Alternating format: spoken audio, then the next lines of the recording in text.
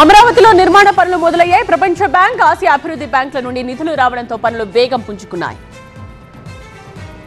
అమరావతి రాజధాని పరిధిలో తిరిగి పనులు ప్రారంభించేందుకు ఏపీ సర్కార్ శరవేగంగా ఏర్పాట్లు చేస్తోంది. దీనిలో భాగంగా రాజధాని అమరావతిలో శాశ్వత సచివాలయ టవర్లు, హైకోర్టు నిర్మాణాల పునాదుల్లో నిల్వ ఉన్న వర్షపు నీటి తొలగింపు పనులను సిఆర్డీఏ చేపట్టింది. సచివాలయ టవర్లకు వేసిన రాఫ్ట్ ఫౌండేషన్ దగ్గర నిల్వ ఉన్న నీటిని మోటార్ల ద్వారా తోడుతున్నారు. సచివాలయం, హైకోర్టు పునాదుల దగ్గర సుమారు 8 మీటర్ల లోతున నీరు నిల్వ ఉంది. 2 ట్రాక్టర్ మోటార్ల ద్వారా నీటిని తొలగిస్తున్నారు. తోడిన నీటిని పాలవాగులోకి పంపుతున్నారు సిఆర్డీఏ సిబ్బంది. పాలవాగు నుంచి ఆ నీటిని కృష్ణా నదిలోకి మళ్లీ గతంలో టీడీపీ సర్కార్ హయాంలో నిర్విరామంగా 72 గంటల పాటు రాఫ్ట్ ఫౌండేషన్ వేశారు కార్మికులు. తిరిగి అక్కడే శాశ్వత సచివాలయం నిర్మించాలని కూటమి ప్రభుత్వం నిర్ణయం తీసుకోవడంతో నీటిని తోడే పనిలో పడ్డారు సిబ్బంది. రాష్ట్ర సచివాలయ భవనాన్ని ప్రతిష్టాత్మకంగా నిర్మించాలని భావించిన అప్పటి టీడీపీ ప్రభుత్వం 40 నుంచి 50 అంతస్తులుండేలా 5 టవర్ల సముదాయాన్ని నిర్మించాలని భావించింది. 2018 డిసెంబర్ 27న నిర్మాణ పనులు ప్రారంభించారు. మళ్లీ 6 ఏళ్ల తర్వాత సరిగ్గా అదే సమయానికి ఇప్పుడు ముందస్తు పనులు మొదలు పెడుతుండడం విశేషం.